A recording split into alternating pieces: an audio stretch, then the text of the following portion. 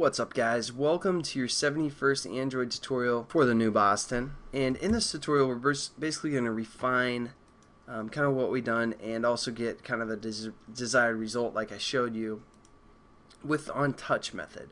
So the first thing I want you guys to do is go into the MyBringBackSurface class and change our isRunning right when it's started here to false. Because again, our thread is going to go through this onResume method before it actually starts our thread, and that's where we're actually going to change, our isRunning to true. So not too big of a deal there, but then we go into our Surface class. And what we're going to do is we're going to implement the OnTouch listener. So we're going to say implements OnTouch listener, just like we did with OnClick listener. The difference between OnTouch listener and OnClick listener is basically we can attach this to a view just like the OnTouch or OnClick listener, but this has a touch down right when you touch the screen or touch whatever object you set this OnClick listener to. Right then is down, and then there's a move when your finger is like pressed down and moving around on the screen, and also when you release or when you let off of your touch there. So we can kind of find those three events as well. And then what we have to do is just say add implement methods, and there we go. Here we have everything set up for the most part. The only other thing we want to do is we want to set something to be looking for a touch method right here. And what we're going to have do that, well, our surface view, because our surface view is going to take up the whole screen, or it's the whole canvas, so we want our touch event to be accessible by the whole canvas for the most part. So all we're going to say is our surface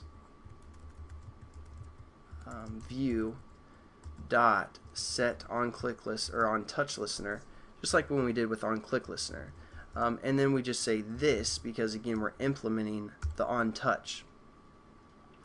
Now what we can do is we're basically going to touch screen and we're going to get the X and the Y value of that information and process it and kind of handle it as well. So what I did is I set up a float, and you want a float value of an X and a float value of a Y, and then that's what we're going to kind of define.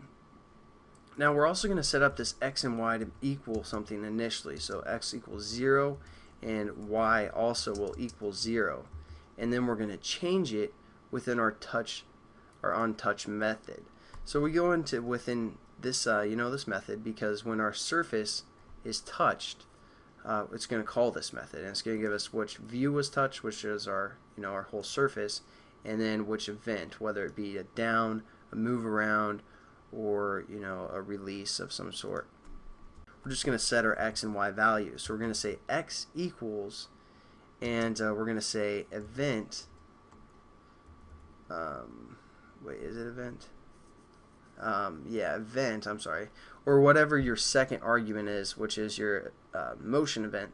We're going to say, and as you can see here, it's labeled event, so we're going to say event dot, and then we go get X, which is a really nice method because it's going to return the X in pixels for the most part, the X value of what was pressed or where is pressed on the screen. And then also we just say Y is equal to event dot get Y, and there we go. We have our X and Y values every time the screen is touched, and it does that through grabbing the event and getting the value for the X, and then we set it up to this variable. So that's probably it for this tutorial. Pretty quick. It's still not doing anything yet. The next tutorial we're going to piece everything together and get our application working. So make sure you watch that, and I'll catch you guys then. Peace.